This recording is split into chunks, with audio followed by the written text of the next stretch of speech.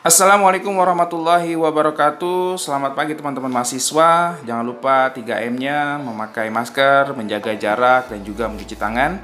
Materi kita hari ini berbicara tentang pertemuan kelima media sebagai institusi ekonomi ya. Mudah-mudahan ini memberikan sebuah pembelajaran buat teman-teman semua bahwa agak tipu nih harusnya media sebagai institusi media, nggak apa-apa ya.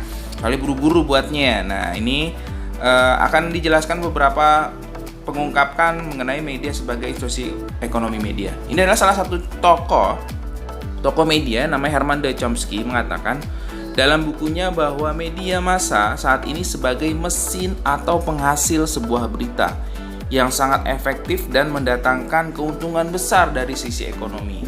Secara tidak langsung, ya jelas bahwa yang namanya media saat ini pasti menghasilkan sebuah keuntungan yang besar. Minggu lalu kita sudah membahas beberapa media online yang menghasilkan keuntungan hampir miliaran rupiah. Itu ya, dari media kecil sampai yang besar, luar biasa banget ya.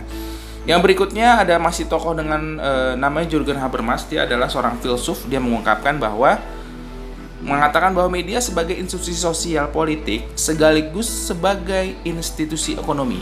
Sebagai institusi sosial politik, media berupaya menjembatani publik dalam menyampaikan aspirasi sosial politik mereka terhadap penguasa dan juga kekuasaan. Nah, kalau Jürgen Habermas selain filsuf, dia juga seorang ahli media juga mengungkapkan bahwa media itu dia adalah penjembatan antara masyarakat dengan juga pemerintah. Itu salah satu bentuknya. Dia melihat dari sisi yang diungkapkan oleh Jürgen Habermas. Nah, berikutnya juga diungkapkan bahwa lanjutannya bahwa sebagai institusi ekonomi, media bekerja berdasarkan rasionalitas ekonomi atau bisnis, yakni mencari sebuah keuntungan.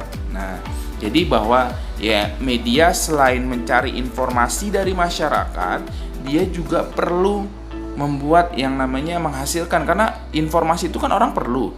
Ya, mereka harus bayar. Kalau dulu ada yang namanya koran ya, koran mereka memberikan informasi, orang membaca, itu adalah salah satunya harus dibayar gitu ya. Sementara itu Dennis McQuail, nah ini seorang ahli komunikasi, menempatkan media massa sebagai industri atau institusi ekonomi yang mengatakan bahwa media merupakan industri yang berubah dan berkembang, menciptakan sebuah lapangan pekerjaan, barang dan jasa, serta ikut menghidupkan industri lainnya yang terkait dengan media massa. Nah, itu salah satu bentuknya. Jadi hadirnya media secara tidak langsung pasti listrik gitu ya, ada pekerja media, pekerja yang mengurusi percetakannya, yang mengurusi webnya, yang mengurusi sirkulasi pengantarannya. Itu sangat banyak melibatkan banyak orang, jadi membuka yang namanya lapangan pekerjaan. Sementara itu McQuail selanjutnya mengajukan ada 10 prinsip yang menunjukkan media sebagai institusi ekonomi.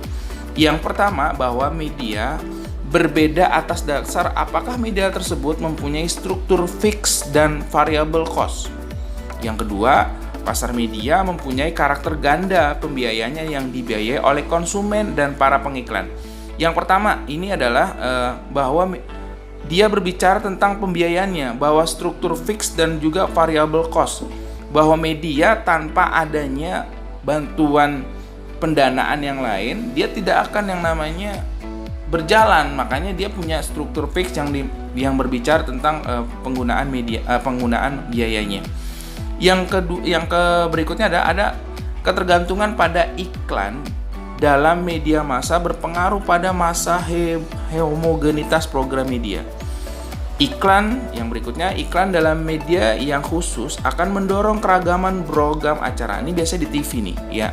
Ada misalnya acara sinetronnya lagi bagus, ditiru. Karena kenapa? Secara tidak langsung dia ingin mendapatkan iklan tersebut karena pamornya lagi naik, tapi yang terjadi adalah ada keseragaman gitu ya, keseragaman pemberitaan, seragaman acara yang akhirnya membuat masyarakat harus memilih yang mana, A atau B. Itu adalah salah satu bentuknya. Yang kelima kali ya. Yang kelima, media yang dibiayai oleh pendapatan iklan ternyata rentan atas pengaruh eksternal yang tidak diinginkan. Yang keenam, media yang didasarkan pada pendapatan konsumen rentan krisis keuangan jangka pendek. Nah, ini dia.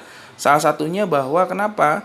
Bahwa media itu yang konsumen rentan krisis keuangan jangka pendek, bahwa dia tidak boleh hanya mengharapkan pendapatan dari konsumen, tapi dia juga harus misalnya punya cara lain yang diinginkan agar media tersebut tetap berjalan. Itu adalah salah satu bentuknya.